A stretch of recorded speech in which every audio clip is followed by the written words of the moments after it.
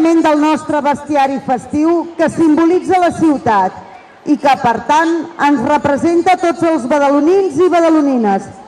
Amb el seu ball elegant i majestuós, l'Àliga ens prepara a tots per viure la culminació d'aquesta nit, la cremada.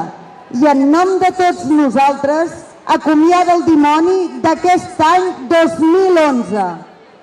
Molta atenció, que comença el ball de l'Àliga.